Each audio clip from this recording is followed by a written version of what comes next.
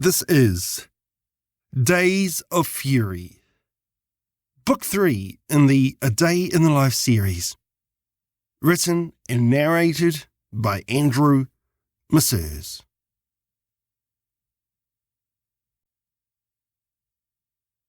Prologue. The Miracle. For all the things my hands have held, the best by far is you, unknown. It's time, Teresa said. I felt panicked. My breathing started to escalate. What was it the midwife had said? Remember to breathe. Deep breaths. Breathing will help. I know she was talking about Teresa, but right now, I need it more than her. I felt my pulse start to race. I was sweating as well. I've got to go to the toilet, Teresa. I ran down the hallway. I remember the face she gave me as I left the room. It was a face that was both surprised and annoyed. I couldn't blame her. I closed the door behind me as I examined my troubled face in the mirror. I was sweating buckets. My face was a pale white. Hold it together, I thought to myself. She needs you right now. She needs you to be strong. Breathe. I took a long breath and tried to keep myself up. My hands are bracing the sink edge. My hands trembling. I can do this. A small voice rang out from where I'd left Teresa. Michael? She needs me. Come on, big guy. You've got this. I focused on my red eyes in the mirror. I ran the tap and splashed cold water on my face. I inhaled a long, deep gulp of air.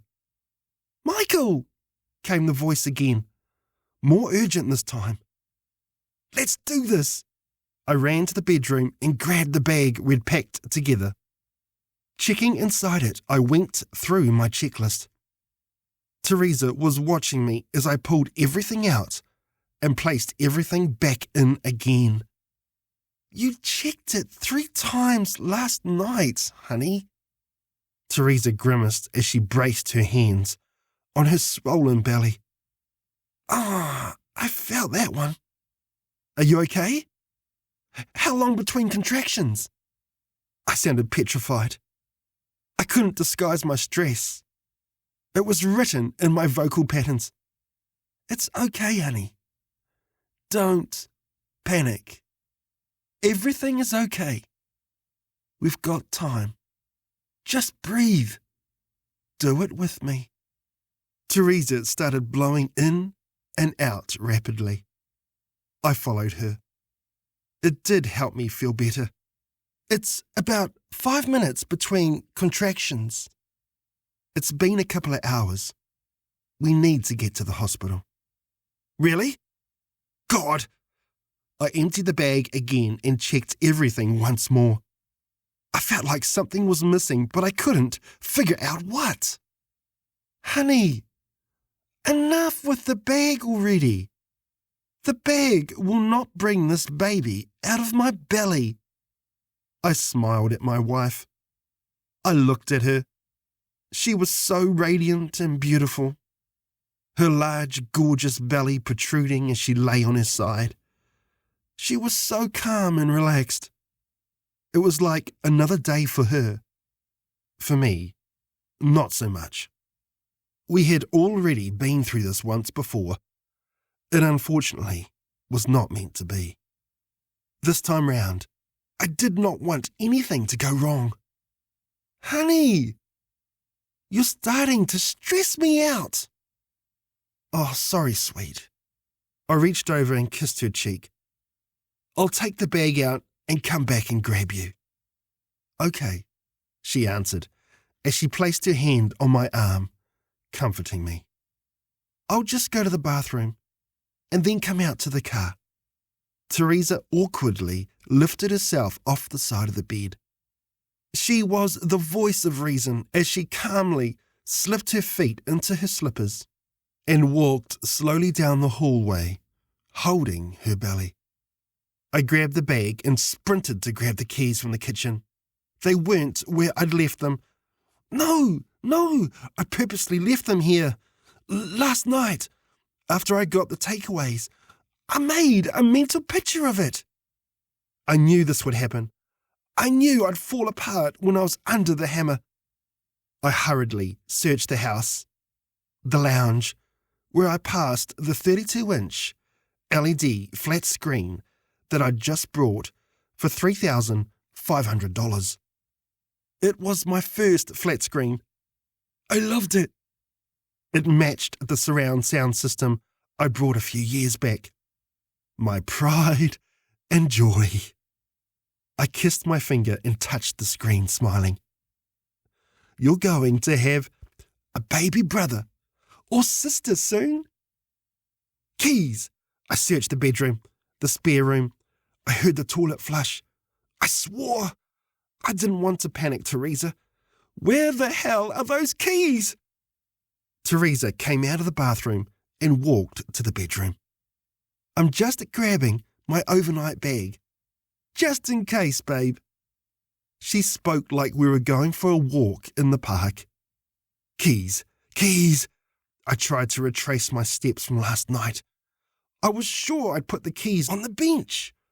What the hell? Hon, I'm ready.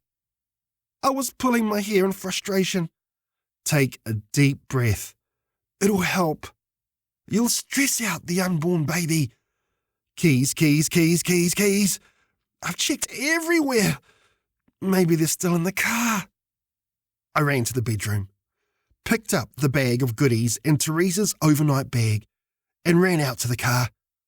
I placed the bags on the ground and pulled the keys out of my front jean pocket and opened the driver's door. Grabbing the bags, I chucked them into the back seat and searched for the keys. Keys. Where are the keys? God damn it! Where did I put them? I screamed as I started searching my pockets again.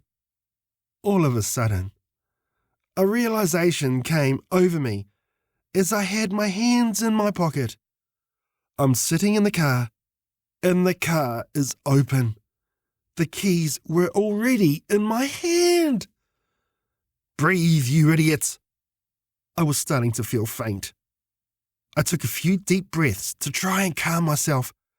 It didn't help, and I fainted. I woke with a startle, saliva dripping down the side of my mouth. Where? What? I panicked, quickly placing the key in the ignition and turned the car on. It started, no problem.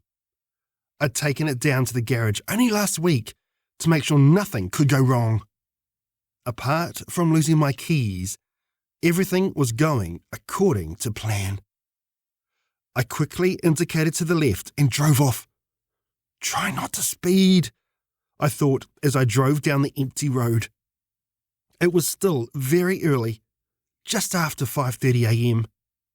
I checked the mirrors and took another deep breath. The left mirror showed nothing behind me. The right mirror showed Teresa standing on the footpath with her hands up in the air. Bugger. God damn it, I shouted as I stopped the car suddenly. It was a one-way street. Another large, imposing vehicle was driving out from a driveway behind me. I couldn't reverse. No, not now. I poked my head out the window and shouted aloud at Teresa. My forehead was drenched in sweat. I'll just go round the block, honey. She waved at me, looking calm. The car behind me beeped. I was still stuck in the middle of the road. Yeah, I said, annoyed, as I sped off down the street. I ran the stop sign and turned the corner. Out of the corner of my eye, I saw police lights. Really? Oh, come on! Not today! We made it to the hospital about half an hour later. The policeman thankfully waived the ticket and gave us a police escort to the hospital. I told Teresa it was all part of the plan. The world has a way of working itself out, she said to me. You're an idiot, but you're my idiot. She kissed my cheek. She had a way of calming me down. I'll get through this. We rushed to the reception, and it was then that I realised what it was I'd forgotten. My phone! I'd left it back on the side of my bedstand. I'd also forgotten to call the midwife. Josie! Josie! I blurted out. It's okay, honey. I already called her. Josie came walking up to us, calm as anything, just as calm as my wife. My heart was pounding. Hi, Teresa. You look so wonderful. Josie had a way about her. Like anything was possible. She had obviously done this so many times. She was so relaxed it was like she was asleep, standing up. Michael, how are you? I'm great, I lied to her. She noticed I didn't look so great, and in fact looked paler than Teresa. Josie put her hand on my arm for comfort. You're going to be a father soon. Instantly, I felt better. Who is this woman? She's Wonder Woman. Josie led us to our birthing room. I was expecting it to be a cold, harshly lit prison, like all the hospital rooms I'd experienced over the years. But this room was something else. It was full of warm brown and red colours. The walls had wooden panels. The lights were soft and welcoming. I felt so much better. This is nice, Teresa. I pushed her in the wheelchair. She looked back at me and smiled. Her hand came back and rested on mine. She was comforting me. My wife is the best. Should I call your mum? My mum? Already did, honey. She got up and grabbed her overnight bag. My wife is incredible. I've run a nice warm bath for you, Teresa. Why don't you hop in and get relaxed? Teresa smiled at Josie as she took off her clothes. At one stage, she held her stomach and doubled over in pain. Josie came over and rubbed her back. You're so good, Josie said warmly. Made to be a mum. Teresa smiled, but then showed signs of discomfort. When did the contractions start, Teresa? Yesterday. I was almost going to call you yesterday afternoon, but they subsided. We're a bit tired. Haven't had much sleep. Teresa again felt a pain and bent over. The contractions are getting closer together. Won't be much longer. You'll both be parents soon. Josie calmly helped Teresa get in the bath. I held Teresa's other hand as she got into the bath, lying on her side. She held onto my hand as she let go of Josie's. Holding it tight, she squeezed it. Honey, can I get you anything? I asked dumbly, not knowing what to say. A pot of boiling water? Teresa answered back with a straight face. I got up and asked Josie where a pot might be. Teresa started laughing. Not funny. My head was shaking as I smirked at her. I went back and held Teresa's hand. She squeezed it. She was starting to sweat. Josie handed me a cooled hand towel and I placed it on Teresa's forehead. Love you, said Teresa. Love you too, I answered back, looking a little worried. A scream came from the room next door. A loud, piercing scream. a wailing that wouldn't stop. I looked at the wall, wondering who was being killed. Josie smiled at me and placed a comforting hand on my shoulder. She looked over at Teresa. Remember what I said before? Don't waste energy by screaming. Try and focus that energy into pushing the baby out. Better that way. Wonder Woman! This woman is Wonder Woman! Teresa reacted by squeezing my hand and focusing a silent push down below. They need Wonder Woman next door, I thought as another wailing shriek vibrated the walls. We were there for at least 3 hours, me holding Teresa's hand tightly. She never let me go the whole time. She lay there like a trooper, pushing. Josie's calm voice never rises beyond a whisper. Her settling praise and advice makes the whole situation incredibly relaxed and controllable. Even I am feeling calmer. I think we're ready now, Teresa, says Josie, as she makes her way to my wife's back. She rubs her back, comforting her. I feel Teresa squeeze my hand every now and then. Not because it helps her push, but because she wants to remind me that I'm doing this with her. I can't help but love my wife. I am now having an out-of-body experience. My wife is lying in the bath. Her swollen belly was hidden by the murky water. Josie rubbed Teresa's back, her hand holding mine. Is this really happening? Wait, I see something, notices Josie. False alarm. She smiles as she uses a little pot and pulls out a small amount of feces. Something they'll never show or tell you about in the movies, but it happens. I was just going to say, your baby's already a little shit. Wonder Woman also has a sense of humour. I like her. Push, Teresa, asks Josie. Teresa pushes. I feel helpless apart from the old squeeze the hand bit. Teresa looks up at me and smiles. Just breathe. Teresa reminds me, still thinking of everyone else but herself. I kiss her forehead.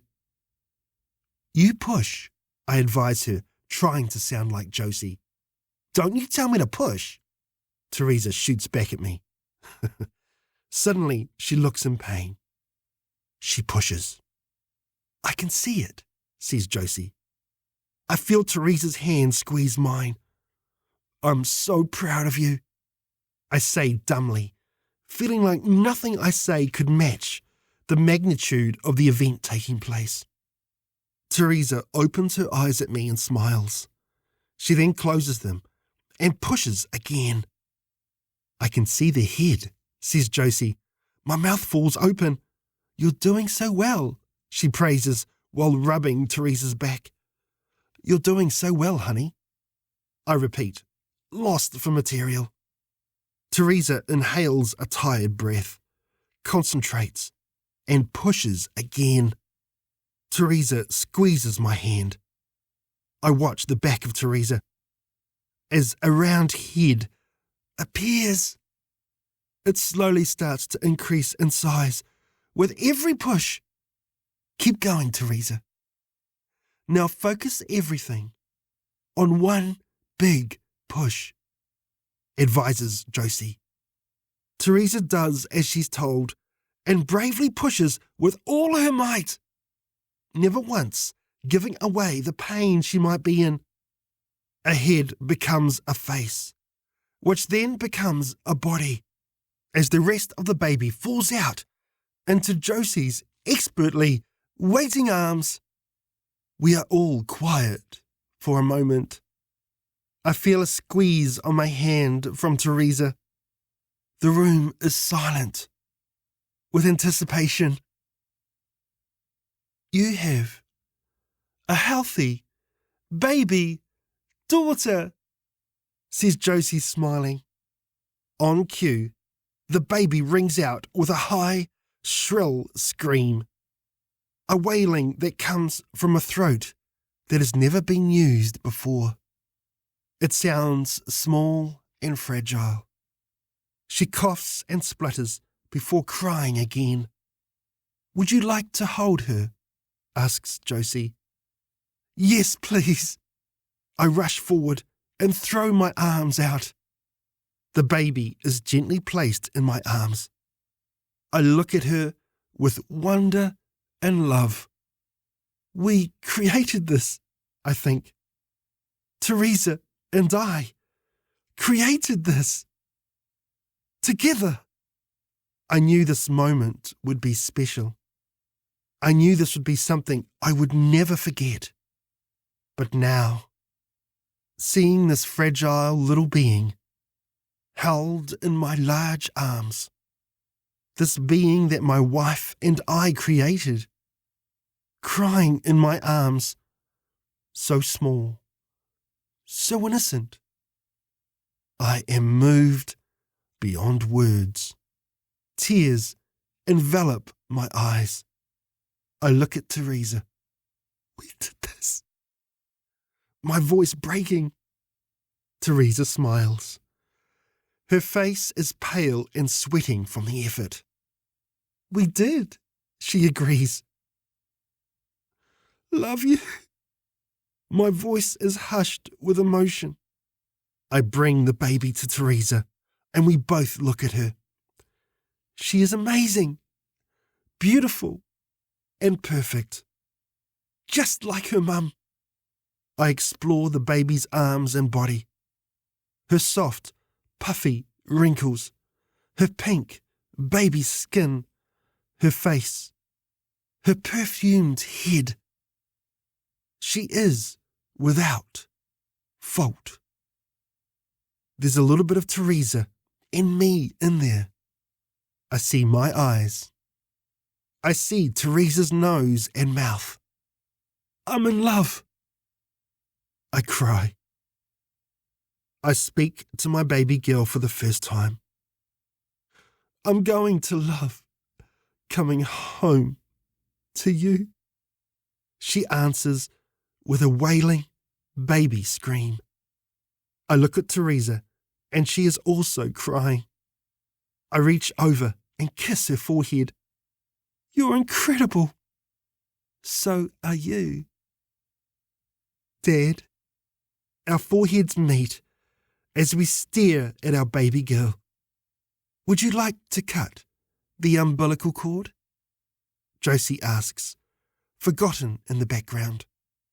Please, I answered, proudly. Josie grabs some hospital scissors and places them in my hand. She then grabs two sides of the umbilical cord so I don't cut too close to the skin. Wonder Woman. I cut the cord, freeing my daughter into the world that awaits her. She won't stop crying. Hold her close to your skin. They love that. It'll calm her. Put her under your t-shirt, advises Josie, knowingly. I do as she says, be it ever so clumsily. A father who has never held something so small and fragile. I do it with care. Placing my daughter under my t-shirt, I feel her warm skin against mine, and she's instantly quiet. I kiss her forehead and watch her face. She looks like she is smiling. Is she smiling? I ask, as I feel something wet. It falls down the front of my stomach and t-shirt. I pull my baby a little further from my chest and look down. She shat on me. A dark brown tarry substance. Josie and Teresa laugh together.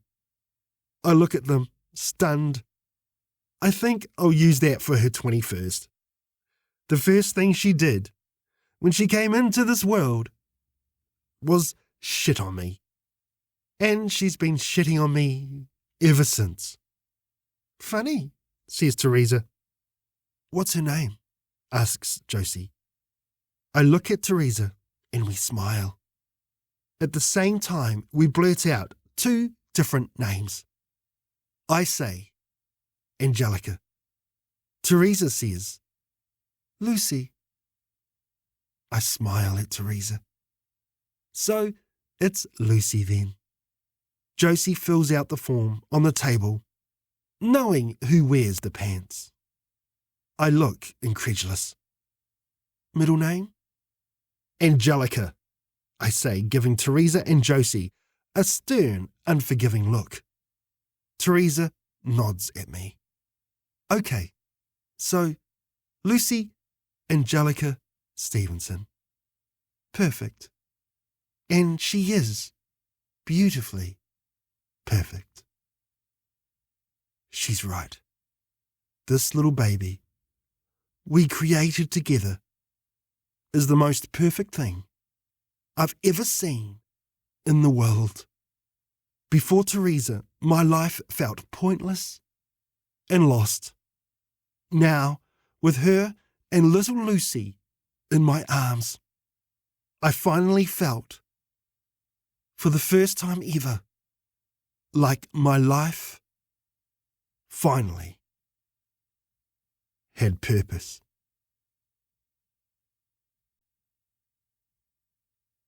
Chapter 1. Paul Tully. The trust of the innocent is the liar's most useful tool. Stephen King. 1. Paul Tully sat in his office, watching the 4 small screens on his monitor. He sipped his coffee. It tasted like crap. He hated the office instant brew. He was watching one particular screen with interest.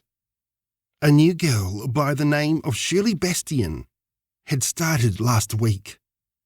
She was young and quite stunning. He noticed she'd been watching him whenever he walked past. He wasn't watching her out of lust, though. Money had been disappearing over the last week. Not large amounts, but enough to make him suspect someone who knew what they were doing was taking out of the till. A knock came at the door. He saw on screen a customer had just come up to Shirley. The office door opened. Not now. Can't you see? I'm busy, he said curtly to the person who opened the door. It was the secretary, Madeline. She huffed and closed it, walking away.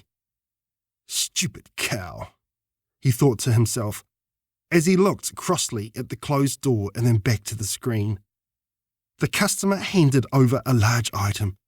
It looked like some headphones. They were talking and smiling. So far, Shirley had been doing everything by the book. The customer reached into her purse and pulled out some cash. Bingo. Here we go, he thought. Another knock came at the door. For Pete's sake! Not now! He shouted, not taking his eye off the screen. The customer handed over cash. Here we go.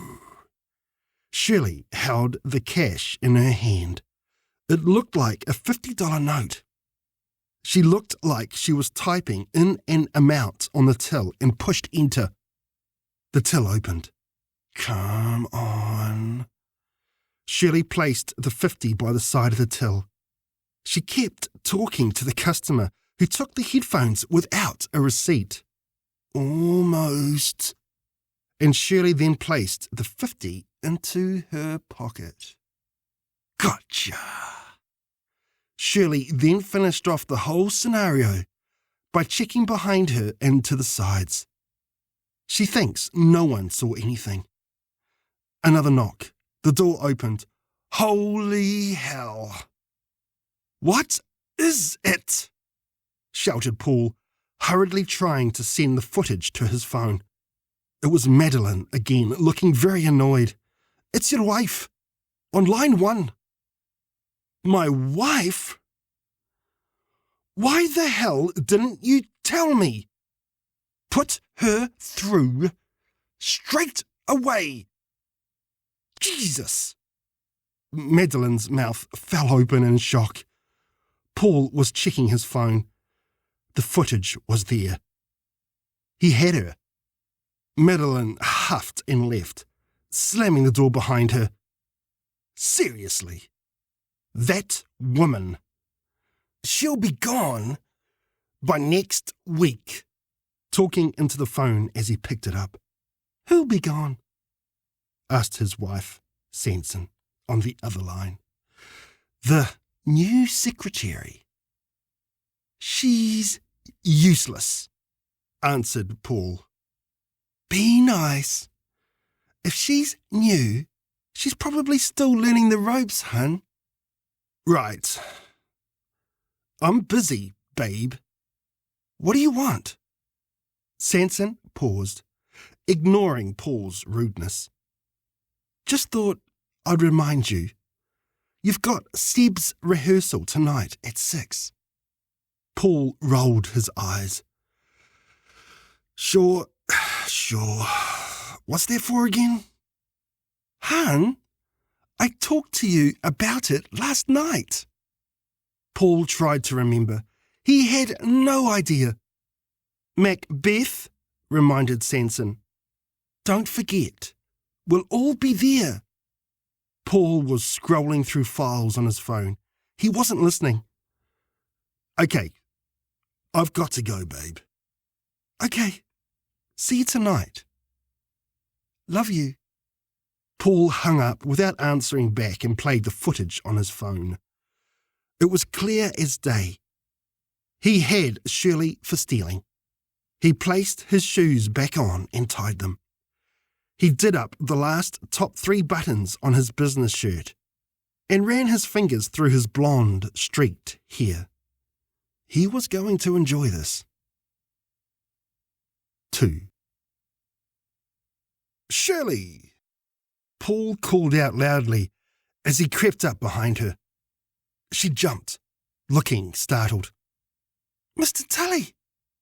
Sorry, I didn't see you there." "My apologies too, Shirley.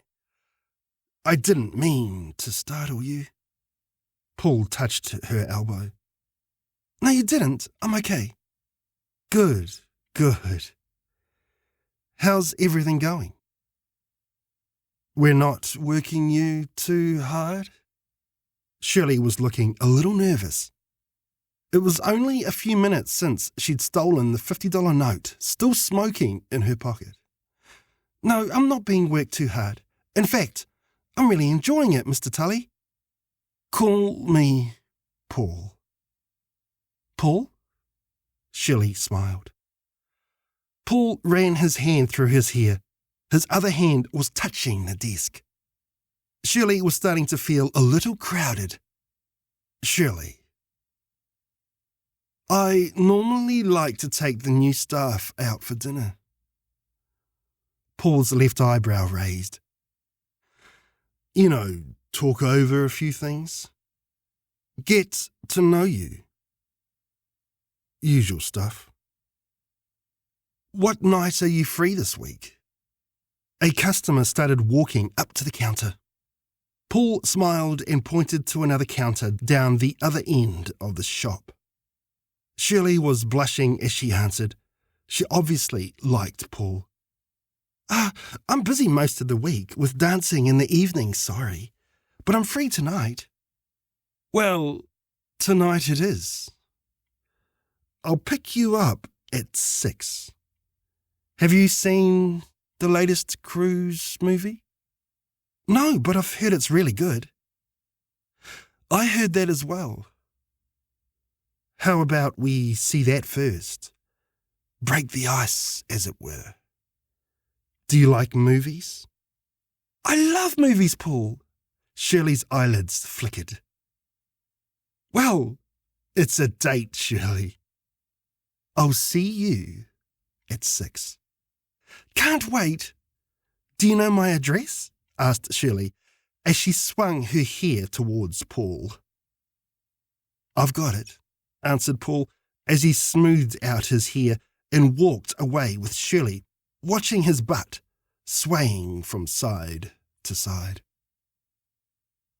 3. Paul waited in his car. He'd just texted Shirley, who came running down her pathway. He thought she looked incredible. I hope I didn't keep you waiting, Shirley asked, as she pulled her seatbelt across. No, and it was worth the wait, Paul answered, smiling. Shirley smiled back. They made witty conversation all the way to the theatre. Paul was both pleasantly mannered and charming until they got to the theatre. I'm afraid our popcorn machine is not working, said the attendant as she chewed her gum. Paul looked pissed. Not working? This is a movie theatre, right? You do sell popcorn at movie theatres, right? No surprise that you'll have customers that want popcorn. I can get the manager for you if it's an issue. The attendant was chewing her gum faster than ever, with her eyes rolled to the ceiling. Yeah, okay. Get the manager, replied Paul, slowly going red. Can you believe this, Shirley? No popcorn. Shirley was trying to look the other way. Paul's phone buzzed. He checked it.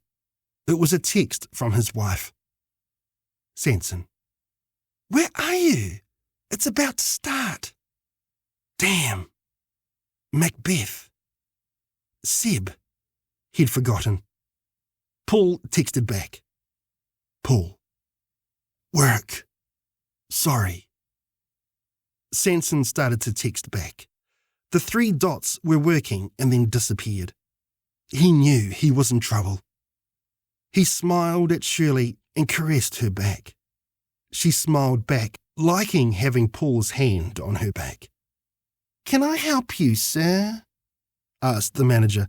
He had a name badge that said Reginald. Reginald had long, oily hair that was dyed black and wore a small bull-nose ring. Yeah, Reginald. You've got no popcorn. Correct, sir. We're actually moving away from selling popcorn. We now sell wine and beers, cooked food, and a small range of confectionery. Reginald had a smug smile on his face, but was not looking Paul in the eye. Paul felt like Reginald had been schooled by the owner to believe not selling popcorn was a cool thing to do. Really? In a movie theatre? You're moving away from popcorn? Paul smirked at Shirley. Shirley could sense his anger building. She looked away again. What the hell's wrong with you? You want to make money, right? Paul screamed. The crowd in the foyer started to back away, murmuring to each other. Please, sir, if you don't mind keeping your voice down. Reginald. I always have popcorn when I'm watching a movie. We don't sell popcorn, sir. Reginald was starting to sound a little pompous. Paul smashed his hand hard onto the counter. He grabbed Reginald by his shirt, pulling him effortlessly to his face. Look! You little freak! I want 4 free beers for the inconvenience of not having popcorn in a movie theatre. You get it? Reginald was practically being lifted in the air. His eyes were wide open with fright. Do you get it? Freak! Reginald felt his shirt ripping into his underarms. Paul slapped him hard on the cheek. Shirley's eyebrows rose in shock. Freak! Do you get it? Reginald was visibly shaking.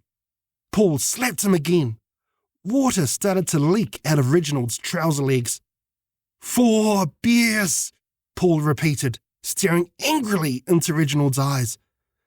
Yes, sir, Reginald answered back meekly, as tears fell onto his cheeks. Paul threw Reginald into the confectionery behind the counter. It went everywhere. And give us some of those Maltesers, will you? Shirley will pay for it. You don't mind, do you, Shirley?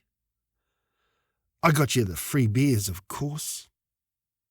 Paul walked off as if nothing had happened. Shirley gave a hint of a smile as she pulled out a $50 note. She paid for everything while profusely apologising, not wanting to cause any trouble. 4. Paul and Shirley had tickets for the middle of the theatre. Paul led Shirley to the very back right, far corner. You don't mind being over here, Shirley? I don't like being too close. I'm fine, answered Shirley, now looking a little timid. They sat quietly looking at the screen. The conversation had pretty much dried up, and Shirley could tell Paul was still fuming. She was starting to question her thought process for being here and was looking for the exit. He was so cute that she looked past the fact he was her boss. She also looked past the wedding ring. Now she just wanted to leave. Paul sat nursing the beers that he was drinking by himself. The movie started. Paul was texting. It was his wife. Sanson. I told you this was important. Seb's going to be so disappointed you're not here. Paul. Someone's got to pay the bills. If I have to work, I have to work. Turn off your phone, mate, said a gruff voice from down the aisle. Get lost, Paul shouted back, already pissed off with the evening. Turn off your phone, or I'll make you, said the voice. A head peered forward. Shirley started to shrink. You and whose army? Answered Paul, still looking at his phone. Right, mate, shouted the voice, which was now a large shadow standing. Before the voice could get closer, Paul leapt over Shirley. He had an empty beer bottle in his hand. He started pounding it into the guy's face. Shirley screamed as she heard glass smash and splinter. Paul still kept going at the guy, pounding the glass into his neck. Shirley was now shrieking. When Paul finished, the guy was covered in blood. He was quiet and whimpering. The seats beside him had alarmed people standing. Some were running for the exit. Paul stood looking at his victim. His anger had gotten the better of him again. Let's go, he shouted at Shirley. He grabbed her hand and rushed urgently to the front of the theatre. He pushed open the front exit door and led her out into the back street behind the building. What the hell was that? Shirley yelled, trying to break her hand free from Paul's grip. Shut up, or you'll get it too. Shirley immediately went quiet. She was panicking. Who the hell is this guy? Paul held her back firmly as he pushed her into the car. Suddenly, once in the car, he was a different person. I'm so sorry for what just happened, Shirley. That guy was an arsehole. Both guys, apparently, she replied quietly. Paul ignored her answer, now texting feverishly fast on his phone to Sanson. He finished and threw his phone to the side. He smiled at her. I apologize. Sometimes my anger gets out of control. But they were both idiots, Shirley. He put his arm up around her chair. How about we go up to the lookout and discuss your job further? Shirley gave him a look like she wanted to be somewhere else. Maybe an hour ago, but not now. If it's okay with you, Paul, I'd like to go home. Yeah, unfortunately, that's not going to happen, Shirley. We need to talk about the money you stole. Paul pushed the central lock on his door, and Shirley heard her door mechanism close. The car started and drove off. Shirley felt like a prisoner. He knows, she thought. Her heart sunk. 5. Arriving at the Mount Victoria lookout, Paul parked the car on the extreme left. A group of cars were parked far to the right. Most of their windows were steamed up. The night was especially brilliant, with an amazing view of the Wellington districts and Bay Area. Paul parked the vehicle and took out the keys. He smiled as he undid his seatbelt and turned Shirley's way. They sat with Paul looking at her and Shirley looking at the scenery for 10 uncomfortable minutes. Paul was starting to sweat. It was hot outside and doubly hot inside. He noticed Shirley started to sweat also. Her skin glistened down her neck and on her tanned legs. I'd like to go home, Shirley mumbled. Paul said nothing. I've got work in the morning. No, you don't. Tomorrow, I'll be calling the police and reporting the incident. You'll have a police record forever tarnishing your future, Paul said, with a creepy smile on his face. Shirley looked at Paul with her mouth wide open in surprise. You can't. You've got no proof. I did nothing. She pleaded as her eyes looked away from his. His phone beeped. He ignored it. I have. He held up his phone. Would you like to see it? Paul showed her the screen as he swiped away Sanson's latest text. He found the footage and pressed play.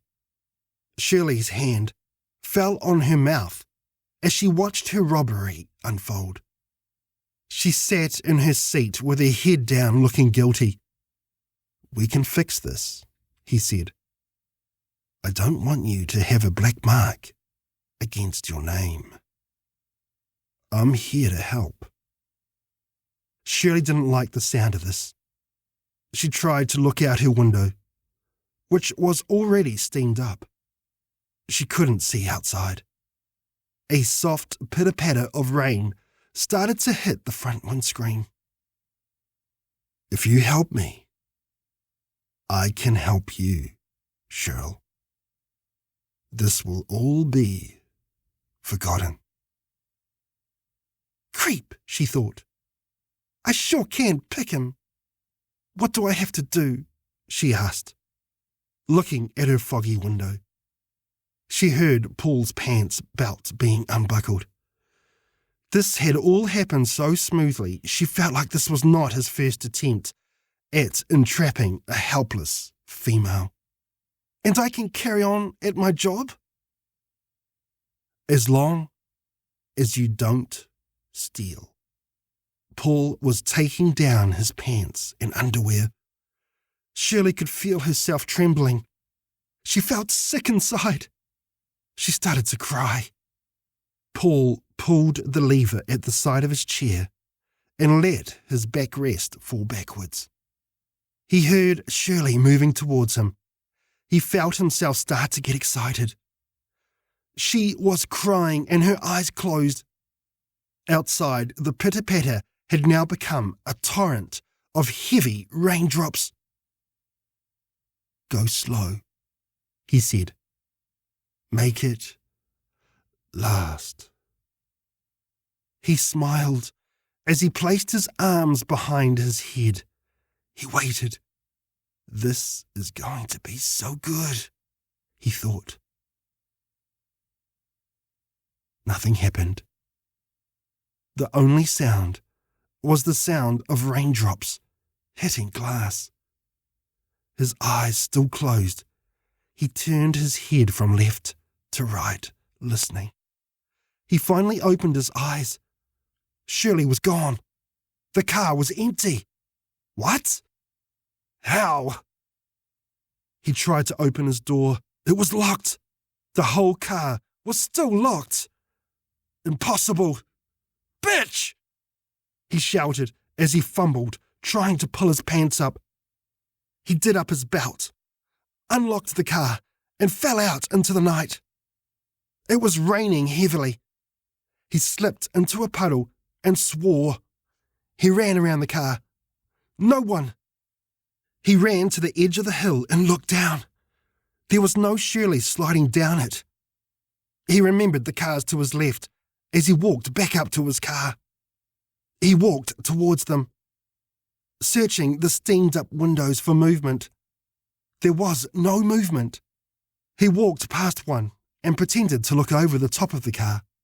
He noticed there was no one inside. What? He ran to the next car. Empty. And the next. Empty. What the hell? He turned and looked down at Wellington.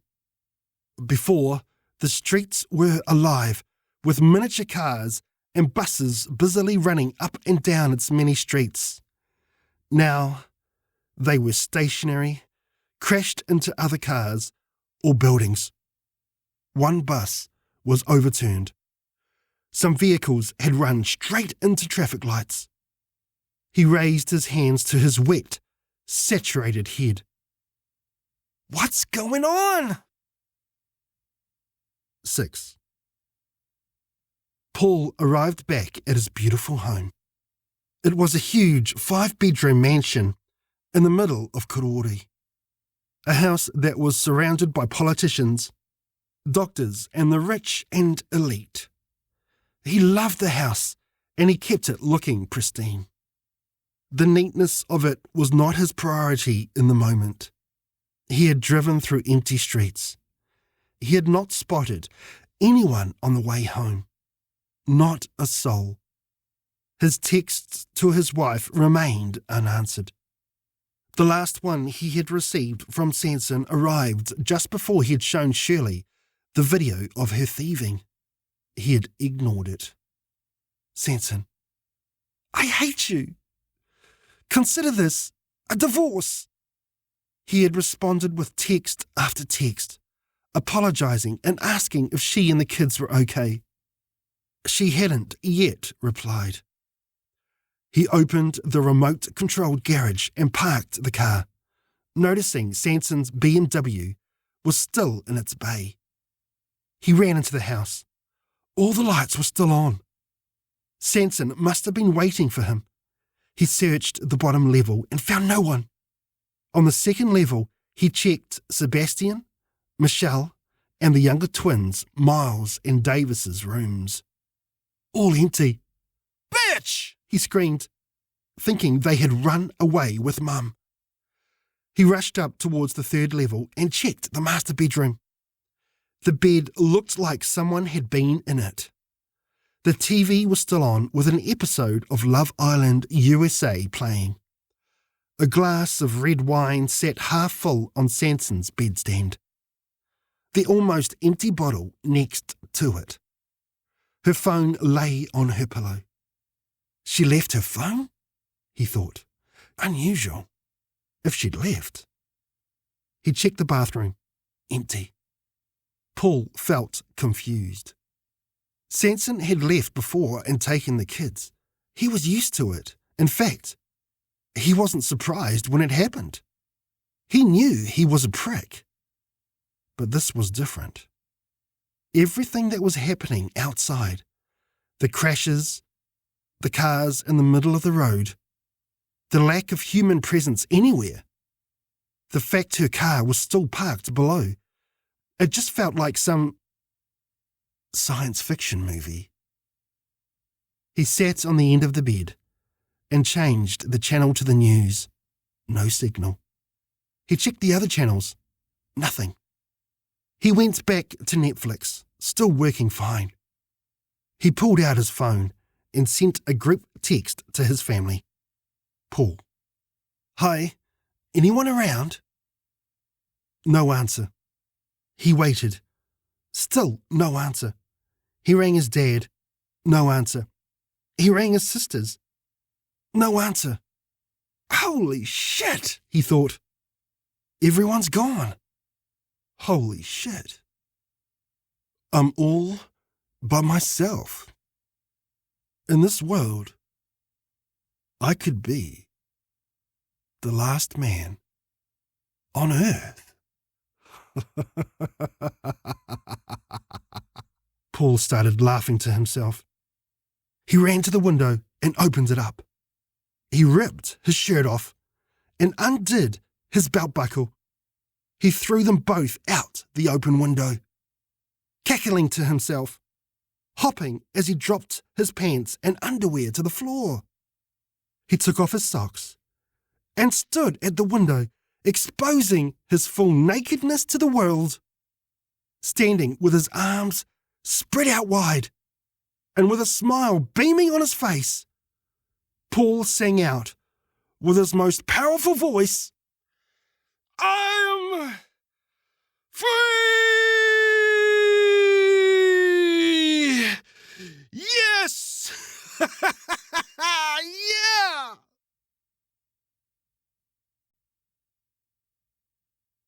Chapter 2. Teresa Stevenson. No one is so brave that he is not disturbed by something unexpected.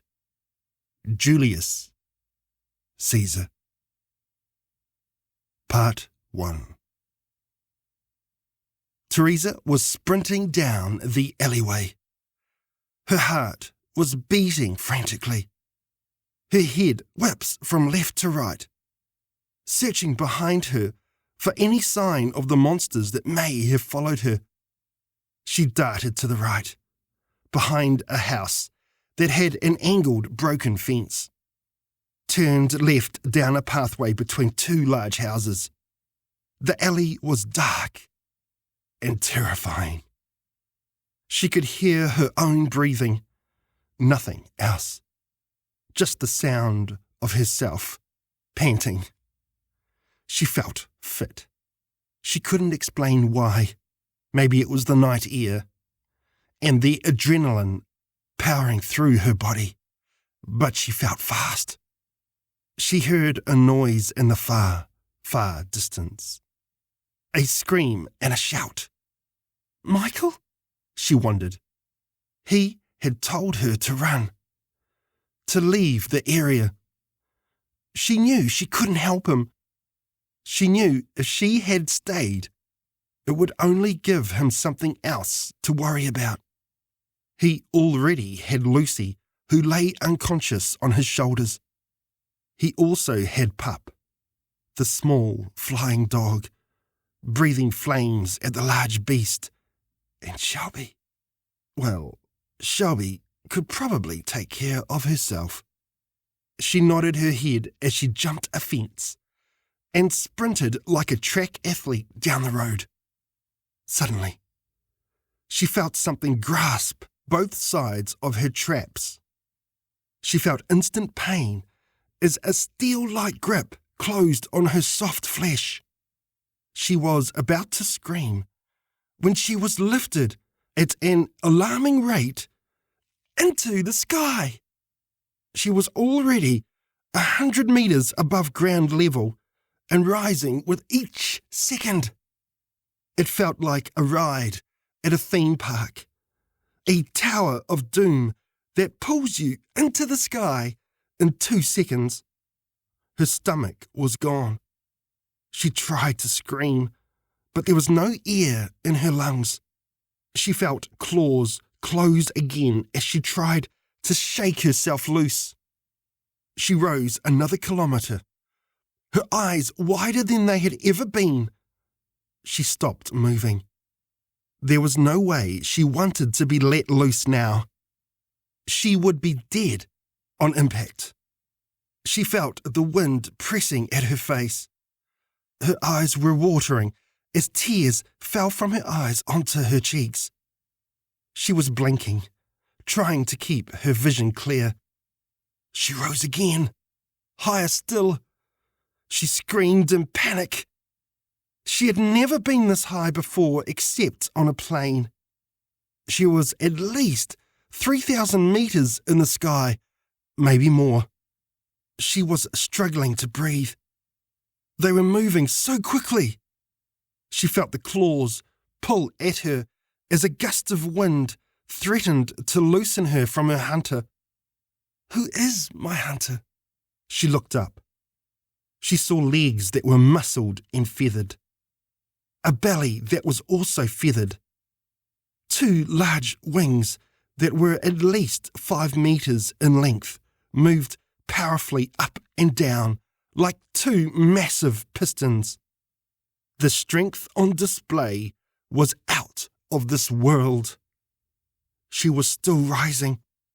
A loud screech came from the flying monster's mouth. It looked down at her and she saw teeth, razor-sharp blades, and eyes that were deep black and silver. It shrieked again as it steadied now and started to glide. She breathed easier, feeling like it had reached its peak height. Below, she could see hills and valleys, some houses every now and then. It was night, and below, everything was a mass of dark blue shadows. The speed they were going was breathtaking, as they cleared hundreds of metres in seconds. She squealed as the hills and valleys suddenly vanished, and now there was just kilometres and kilometres of open, dark ocean. The air dropped a few degrees as she felt the cold. It was biting at her. She only wore a light blouse and summer linen cotton pants, complete with white sneakers. It was her summer holiday outfit, definitely not built for skydiving. The claws closed like a vice grip on wood. She'd forgotten about the claws. She looked down at the massive pincers. They were hulking and felt like they were made of thick steel. Blood was dripping from the cuts the claws had made. Lots of blood. She didn't much like blood. Michael had always said, "How are you going to be a doctor one day if you can't stand the sight of blood?" It was one of his standard jokes that he always pulled out. Michael. She started to feel faint. The creature would move suddenly up and down.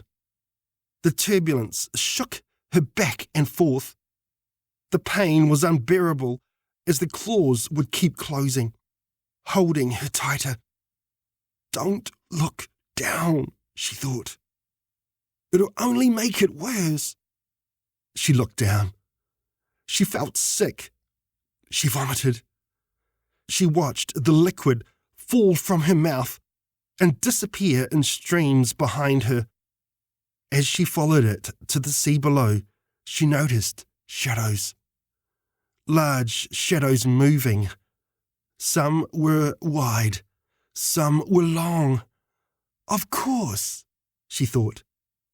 If there are monsters on the earth, then my God, who knows what lies beneath the ocean? Ahead, she saw an island come into focus. A small island that this monster must call home. I must stay awake, she thought. I've got to stay awake. The wind blew them off course, and she felt the creature hold on to her with its powerful claws. The claws sunk even deeper into her flesh and bone as the pain became unbearable and she lost consciousness. Part 2. Teresa woke up with her body rigid, like a statue. She sat in some sort of glue-like substance, but it was tough glue, as strong as concrete. She fluttered her eyes, growing accustomed to the bright light from the sun shining directly in her eyes. Where am I? She remembered being carried by the bird-like creature. She must have fainted. She moves her eyes from left to right, trying to gauge her whereabouts. She can't move her head. The white substance encases her whole body, preventing her from doing anything. She is in some sort of cave. Leaking water can be heard dripping from the left. To the right, the cave entrance and light.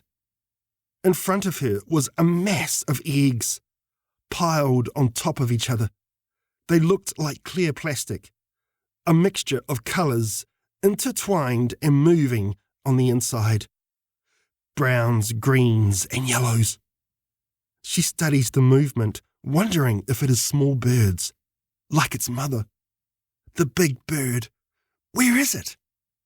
She moves her eyes to the left but can't see anything. Maybe the bird is hidden. Maybe it's out, getting more food. Teresa looks back at the eggs. She can now see it more clearly. It's not birds inside. The closest creature she can think of that looks like these moving, vomit-inducing maggots is a maggot. But these are the size of dogs. She tries to scream, but her mouth is covered. Michael, you brought me back for this? How long have I been here? She feels pain coming from where the bird had clawed her. She moves her toes. They can move. Her legs, yes, they can move too. She is uncovered from the waist down. She can't see due to her head being stuck in one position. She tries to shake her legs up and down, somehow trying to free herself. Her upper body won't move. The movement breaks some of the cave wall behind her, and the rock falls on top of the many eggs, puncturing them open. Suddenly, these maggots start pushing their way out of the goo. Their bodies move like caterpillars, slowly freeing themselves. They open their circular jaws as they smell the air, revealing rows and rows of inner, sharp teeth that never seem to end. Teresa doesn't see any eyes and suspects they are blind. They bump into each other as they spill out onto the cave floor. It is horrible to watch as they devour one another. Some were eating the other end of their own killer. Teresa starts to cry as she knows it is only a matter of time before one or two of these creatures stumbles upon her feet and legs.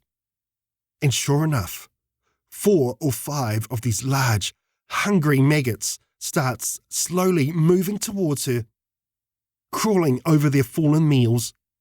They have already grown twice as large. One is almost upon her right foot when she does her best to lift both legs. A knee raises to her waist. The maggot slowly sways underneath her, narrowly missing her shaking feet. It bumps into another maggot, and they twist and turn, jaws biting down on each other as they try to break the other creature apart. Occasionally, their slimy bodies bump into her legs, but she holds fast. Her face streams with tears as she struggles to keep her feet up. There are only 2 maggots left now from the original 20. 2 alphas. 2 alpha maggots directly underneath her. She knows they know something is nearby. A meal. Maybe they smell it or sense it. Her legs are shaking uncontrollably. her abs tensing and shaking with pain. Directly underneath her, she can hear movement. She closes her eyes, knowing this is going to hurt. Suddenly, something flies into the cave, small dart-like projectiles. They hit the maggots below. She hears noises of pain, sounds of liquid gushing out of bodies. She has an image of maggots being burst open like balloons, the guts and organs of other maggots inside the alphas spilling everywhere. She starts to gag. A dart hits her body. She feels nothing. It hit the glue-like substance around her body. She tries to look down, but can't see anything. Something is moving to her right. It suddenly comes into view. A creature that looks like a cat, but with 6 legs. It's striped like a zebra and has a tail that looks like a whip. It must be where the stinger came from. Another dart hits her body, but this time the rip has freed her right arm. It falls loose. Another 5 creatures, like the first one, come into view. She hears the first one munching on the maggots below. She almost loses her stomach hearing the horrible noises. Her right hand starts pulling at the hard substance, trying to free herself. She manages to loosen her head and left arm. She grabs the stingers out of the tarry substance and starts ripping at the hard material. Finally, she is free, but falls on top of an unwary monster. It darts to the left and whips its tail at her. A stinger flies through the air. She ducks and it hits rock. She grabs stones in both hands and throws them at the monsters. They move left and right, growling back at her. She sprints, running to the light. Behind her, she hears unearthly noises. She looks back. 3 of the 6 creatures are chasing her. 3 have stayed behind to feast. She can't believe how fast they are. There's 6 legs covering way more ground than 2 or 4 seemingly ever could. She knows they will be upon her in seconds when she gets to the edge of the cave entrance. There are side pathways leading down and up outside the cave where the monsters had come from. 5 meters ahead, she sees a steep drop. A bank that goes for at least 50 or so meters downward. It could be a death sentence. She knows if she runs the pathway either side of her, she will be dead anyway. A stinger flies past her head, narrowly missing her. She doesn't scream. She runs, flying into the steep drop. Her legs are racing, her arms flailing everywhere, trying to match the pace of her feet. She manages to stay up for about 10 meters before she loses her balance and slide rolls. She hears a creature behind her chasing. She hears it slip and slide too. The others must have thought better of it and stayed put. She wishes she had done the same. She manages to hit rocks and branches and tree trunks as she flies through the growth at a crazy, breakneck speed. Her legs are sliced and blood is running down her hands from cuts. She somehow manages to get back on her feet before the bottom and can carry on running. To her left, something speeds past her. It's the creature going ass over end, spinning down the hill. It hits a large boulder ramp that sends it hurtling into the air. It then lands on a split tree trunk, killing it instantly. Teresa flashes past, trying to keep herself upright, as she bursts out of the trees and sprints towards the edge of the dock. She never looks back, afraid of what she might see. She can see a small dock ahead with a boat attached. The boat looks old. She doesn't care. She leaps onto it, running to the back of it, and spies a motor. There's no pull cord to start. Must be a switch inside. She runs to the front of the boat, finding a steering wheel and start button. She pushes it quickly. The boat fires to life. She pushes the throttle forward, feeling the boat stall a little. It's tied up. Teresa runs out to the side of the boat and finds the rope anchored to the jetty. For the first time, she looks back at the steep bank. 2 creatures have come running out of the forest and are now hurtling towards her. She hurriedly tries to undo the rope, but it's tied up in a fisherman's knot. She runs inside, finds a knife, sprints back, and cuts it. She hears the creatures panting and breathing getting closer. She doesn't look. She flies back to the steering wheel and pushes the start button. The boat fires into life and she pushes the throttle hard forward. The boat turns slowly to the left and starts to make its way out into the massive ocean. She hears something hit the water. She turns to see one of the creatures paddling in the water, paddling back to the docks, its last effort to leap onto the boat, not quite making it. Teresa finally starts to breathe easily. Deep breaths as she wipes her forehead of sweat. I'm alive, she thinks. My God, I'm alive.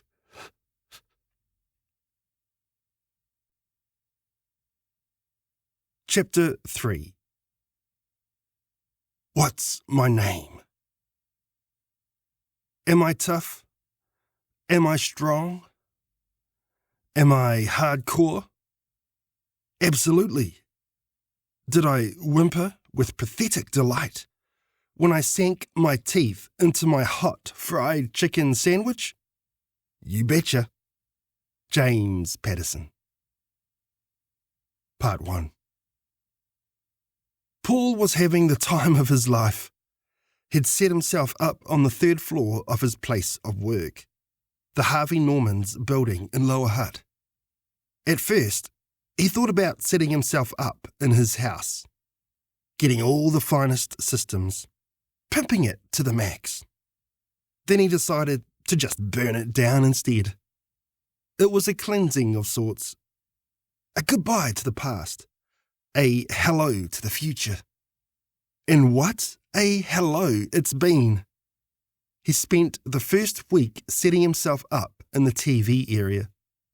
There was a nice setup of the latest and greatest sound systems, complete with 90-inch TV and leather lounge massage pull-out seats with cup holders. All in a soundproofed room. No-brainer, really. He had the fridge and oven area stocked with all the latest models ready to go. He had set himself up with a super king-size $10,000 bed and drawers at the back of the store with a view of the river outside. Can't beat it. Everything was within arm's reach. Outside the store, he had a coffee shop with everything he craved for. It was feeding his caffeine addiction. Even if he drank 5 coffees a day, he'd still be drinking coffee for years. When he felt the need, he'd lock up the store and venture out for whatever he needed. The Countdown supermarket was just across the road. He'd smashed all the windows to get in and was helping himself to whatever he wanted. In fact, smashing windows of shops and cars was a favourite pastime for Paul. Before all the food had gone bad at the local McDonald's, he'd smashed all the windows and spent the weekend learning how to use everything. He then cooked everything he could on the menu and basically ate the McDonald's out of everything in its store. Burgers, chips, milkshakes, sundaes, apple pies, you name it, he did it. In the first 2 weeks, he'd basically put on 20 kgs worth of happy fat. Visits to McDonald's, KFC, Burger King, Burger Wisconsin, and Subway, to name a few. Cooking and eating all the food and smashing all the windows. He knew the expiry dates on takeaway food were coming quickly, and he wanted to make the most of it. Clothes-wise, due to the feasting he was going through, he was down to a pair of undies, basketball boots, and a singlet. When he could be bothered. His normally perfect hair was left to grow long. He still brushed his teeth. In fact, he was brushing them after every meal. With no dentists left, he knew that was an essential part of his daycare. He may have not cared, but he wasn't stupid. That was pretty much it in the way of taking care of himself, with no one around. He didn't give a shit. Paul spent his days wandering Lower Hutt. It was once a busy town, lots of shops, cafes and restaurants.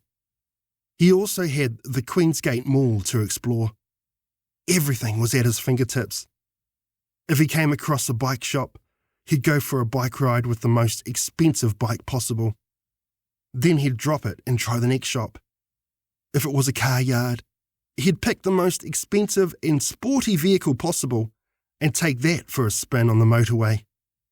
If it was an XXX rated shop, he'd go in and spend days trying everything out. Videos, toys, dolls, you name it. He did it. No one's around? Who cares? Was his motto. Not once did he think about his wife. Not once did he think about his kids. He was having the time of his life, and he had no one to tell him otherwise. When it got to about 3 weeks, he noticed some of the food starting to go bad. Mostly dairy and food that wasn't refrigerated. But there were still mountains of stuff, so it didn't worry him too much. He had the choice of anything and everything. Please let this dream go on forever. Some days he'd spend at the local cinema, playing whatever movies were on at the time. He'd quickly gone through most of them. Some theatres were linked to 4K players, so he was able to find 4K movies he could play while eating confectionery, sugary drinks, and if he was able to make it, popcorn. Mostly in his undies, singlet and basketball shoes. Some days, if he really couldn't be bothered, he'd just walk around naked. Part 3. After a month, Paul had a seriously pretty significant belly going on.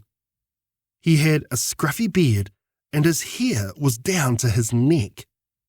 Late nights and long sleeps had given him bags under his eyes, and he felt his heart beating in strange rhythms. He never looked in the mirror, so he had no idea what he looked like. Sitting in his soundproof room, eating crap and playing video games had not been good for his health. He found this out on one particular day when he sat watching Game of Thrones. He heard movement in the store. Rushing out of the soundproof room naked, he stood stunned, watching a plump guy walking out with a 75-inch TV. It was boxed and he was using a trolley to take it to the elevator. The guy had glasses on. He looked a little nerdy and had a bag full of comics hanging on his shoulder. He shrieked when Paul saw him. Paul thought, "Not on my watch. No one is taking a TV from my store. Even if you are the second person alive." He shouted at him, something about store security, and sprinted as fast as he could after him, his penis flopping hilariously between his legs as he ran. The big guy was fleet of foot. He dumped the trolley and his bag of comics and ran for the stairs. "You don't own it, weirdo!" shouted the plump guy in a high voice as he waddled quickly out the main door. Paul could feel his heart pumping through his bare chest. He got to the stairs and looked down as the pudgy guy skipped down the stairs like it was nothing. Paul was frustrated, knowing he couldn't keep up. He shouted down the stairwell, "I'm coming to get you! You hear me? And I'm bringing hell with me!" He watched as the chubby guy with glasses looked up. As he did, he tripped and fell onto his back, tumbling down a whole flight of stairs. When he got up, he was limping. He looked like he had pulled a calf muscle. "Take that, Tubby!" Paul screamed out at him. The chubby guy looked up at Paul and gave him the finger. "You looked in the mirror lately, fatso?" The big guy replied in a high voice as he pulled his pants down and gave Paul a moon. He then gave him the finger again and pushed the exit door open, limping out the door. Paul could feel his heart pumping in all sorts of spastic rhythms. That's it, he thought. I'm committing to exercise. And he did. For the next month or so, he went to the local Jets gym and cut his weight down by the same amount he had put on. He also was getting stronger and had found a nice supplement for milk. Protein powder. He'd started to clean up around himself and was starting to live a relatively clean lifestyle. That's when he met Douglas. Part 4. When Paul walked into the Les Mills gym, Douglas was running on the treadmill. He was running at an amazing pace, watching Friends on the TV screen.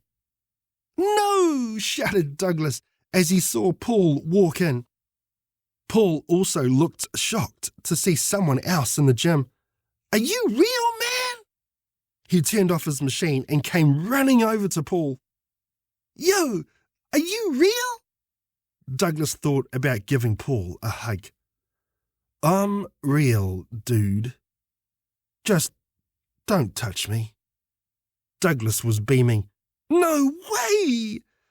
I thought I was the last man alive. I thought I was Will Smith from I Am Legend, and then you turn up."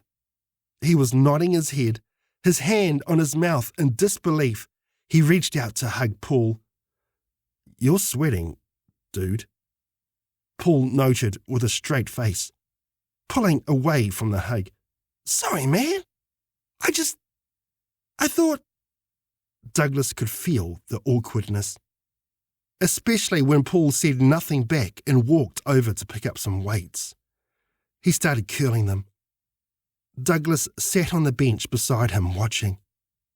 "So, have you seen anyone else?" Paul was getting annoyed.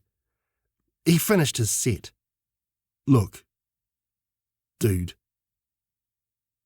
I just want to work out." Paul grabbed his towel and left the gym. Douglas was stunned. His hands held out in surprise. Douglas would go to the gym every day in the hope he'd spot Paul again. He even made the gym his place of residence and slept in the office. He was so determined. Finally, on a Thursday at 6:30 a.m, Paul came in to work out. "Yo, man," said Douglas as he came running out of the office. Paul turned around and walked out. The next day at the same time, Paul walked in again. This time, Douglas took it easy. He put on his gym gear to make it look like he was working out. He walked to the far side of the gym and started doing squats. Paul was pushing a substantial amount of weight on the bench press. Douglas had worked out the music system and had Kanye West's song Jesus Walks playing loud.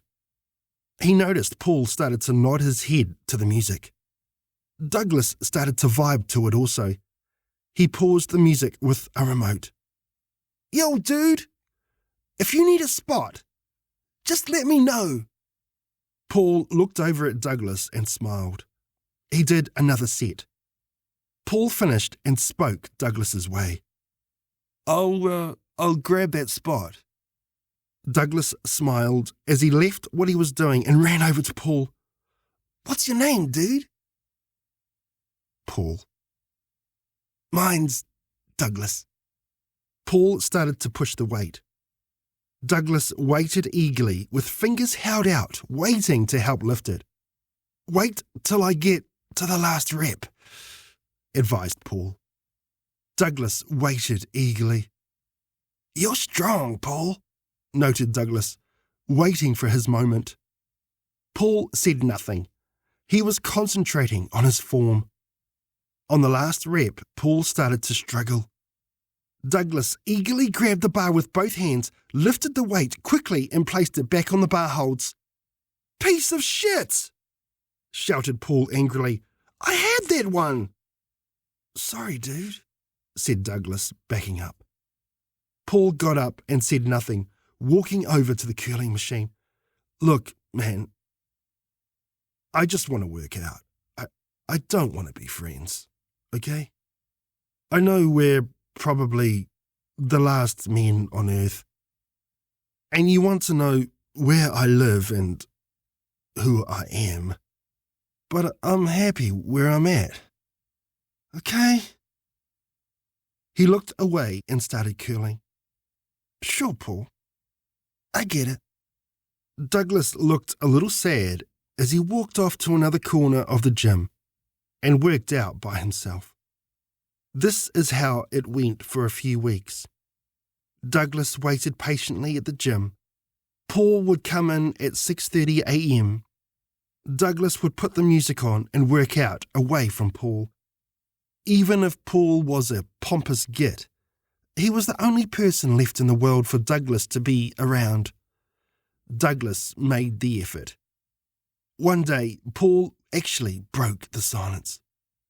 "Hey, what did you do before?" shouted Paul across the gym. Douglas paused the music and came running over to Paul. "What was that, Paul?" "Sorry, I didn't hear you." Douglas couldn't help but sound eager. Paul rolled his eyes. "What was your job before?" "I was a handyman, a bit of a tradie. You know, I did a bit of all sorts. Building, electrical work, plumbing." Paul's eyes lit up. This guy could be handy. "Nice. What's your name again?" He started doing some shoulder shrugs. "Douglas," he said. Disappointed Paul could not remember his name. "Well, Douglas, how about we get some lunch? I know a great spot." Douglas smiled, looking excited. "Oh, hell yeah, man! That would be so good!" "No problem. And I'll cook also." "What? Oh, thank you!" Douglas responded enthusiastically. He was over the moon. "It's my pleasure. You like kebabs?" "Love them!" Paul cooked Douglas lunch, and they had a reasonable time talking about the past. Douglas seemed to be more into it than Paul.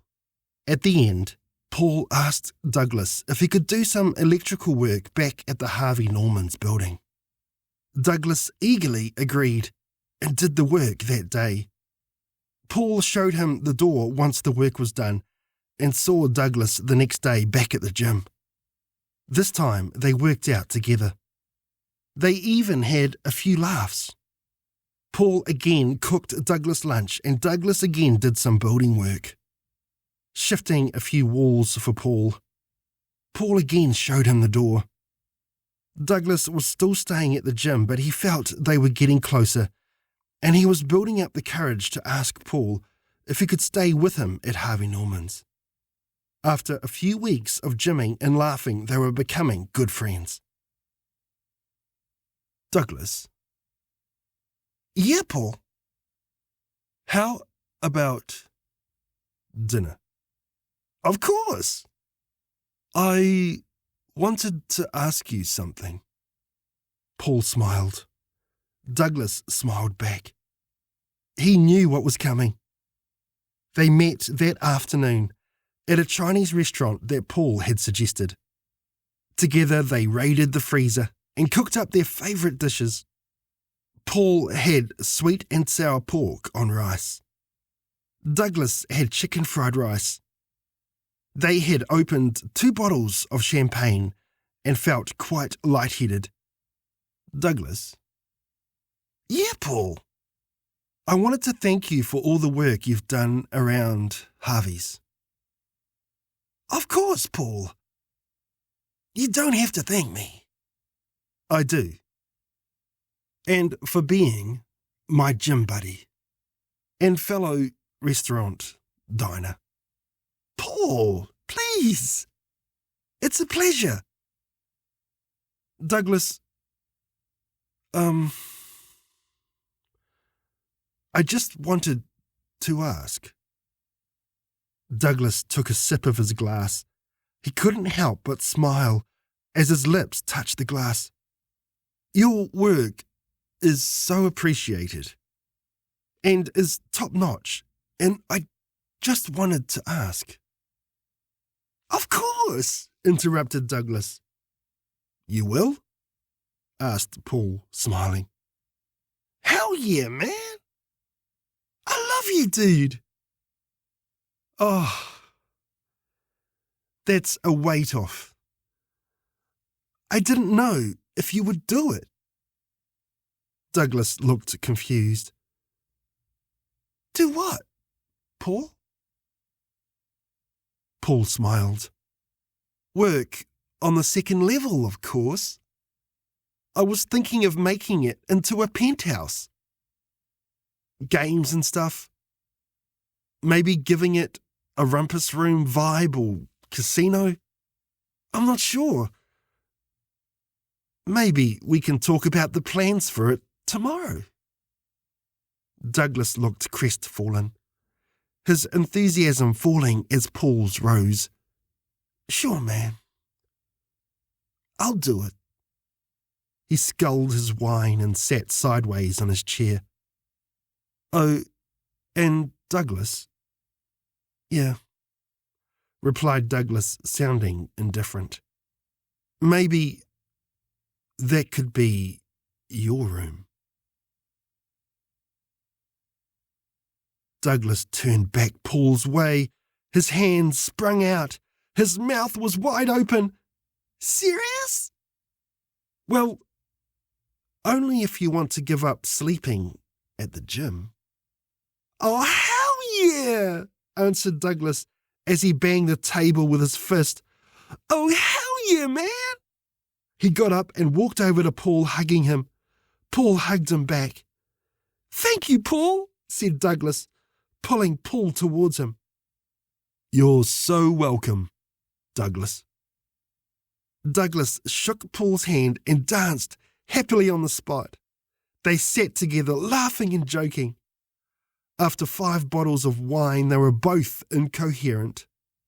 Once dinner was finished, and they had decided they had had enough, Paul walked Douglas back to the gym. Part 5. "My God, Paul, would you look at the sky?" Paul looked up.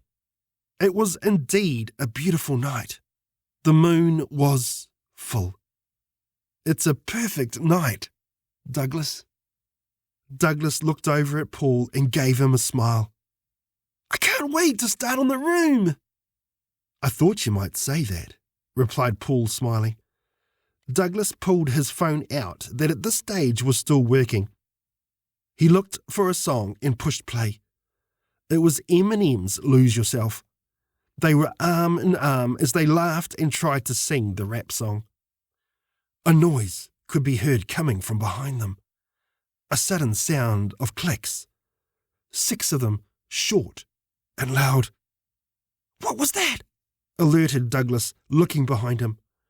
Paul dropped his arm off Douglas and turned, searching the dark shadows behind them. The song was still playing on Douglas's phone. "I don't know." "Can you see anything?" asked Paul. "Nothing, Paul." The clicks came again, this time followed by a low, rasping noise. "Who's there?" yelled Douglas into the shadows. A noise like something moving quickly came from the darkness. "What?" yelled Paul, sounding scared. Suddenly, a creature the size of an elephant came bounding out of the shadows. It was dark, and they couldn't make it out, but what they could see was full of spikes and sharp points. "Run!" shouted Douglas as he sprinted off up the road. Paul was slightly behind, but he took off just shadowing Douglas. The music was still coming off of Douglas's phone as he ran with it in his right hand. Behind them, they could hear the screeching of the horrible beast. They would turn around every now and then and see it getting closer. "Faster!" Douglas shouted, egging Paul on to catch up to him. Paul was doing his best, but Douglas had spent way more time on the treadmills. Paul had only done strength work, hardly any cardio, but he was still just keeping up with Douglas. Paul could hear the creature getting closer and closer. "Come on, Paul!" shouted Douglas. Paul looked on either side of him. He could sense he was losing the race. Douglas was too fast. The creature was almost on his heels. He searched the shops beside him. Nothing was open. Nothing looked like a safe getaway. There were no alleys to run into. Nothing that looked like a safe option. Whatever alley option there was could have been a dead end, a road to a quick and sure death. He looked behind him. An alien shriek ripped into his right ear. He could see the black goo spraying from the creature's mouth. He could see the jagged, sharp teeth. Its many legs working in unison. Its spikes and daggers. "Shit!" he screamed. "You can do it!" shrieked Douglas. Ahead, Paul could see a road veering to the right. A road one of them could disappear into. Douglas was just ahead. He was going to get there first. "No!" shouted Paul, sensing his death. He felt something touch his back. His bladder instantly gave way as he felt warm liquid pour down his trouser legs. He started to cry. He hadn't cried in so many years. Maybe it was when he was a boy. He couldn't remember. It was as alien a feeling as the thing chasing him. But he cried. His time was up, and his legs would not move fast enough.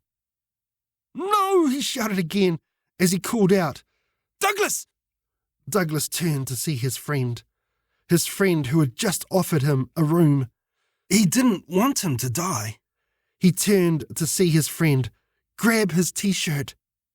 He turned to see Paul grab Douglas's t-shirt as a last-ditch effort to stay alive. Paul grabbed Douglas's t-shirt and pulled it. Pulled it so Douglas would lose his balance. Paul's friend Douglas would lose his balance and twist his legs against one another. Lose his balance and fall as Paul jumps over him. Lose his balance and tumble in a heap, spilling over and over and over. Douglas would look up with a hand held out to his friend, pleading for help, as the creature ran down Douglas and stuck its sharp tendons into Douglas's soft flesh. Paul would not look back as his friend was jabbed again and again. He would not look back as Douglas was speared like a jackhammer.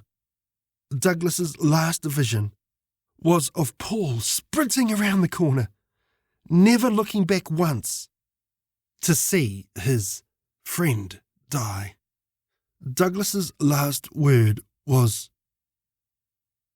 "Paul?" before he died an instantaneous death. Part 6. Paul ran down the empty, narrow alleyway. He could hear Douglas being ripped apart. "Thanks, Douglas," Paul thought, as he sprinted to the end of the road and quickly ran down another alleyway, trying to get as much distance between himself and the creature. That's when he saw it. When he came out of the clearing and made his way onto the main street. A car. A large Valiant. He stopped and smiled, bending over trying to catch his breath as he looked up at the occupants. There were 3 people looking back at him. A man in the driver's seat, a girl in the passenger seat, and another man sitting in the rear. The girl smiled at him. "Hello, stranger," she said. Paul thought she was quite beautiful. "What's your name, handsome?" "My name?" Paul smiled as he thought for a moment. "My name?" "Yeah, your name, handsome. Can't you remember?" "I know my name," he said, smiling. "It's Cruz. Tony Cruz."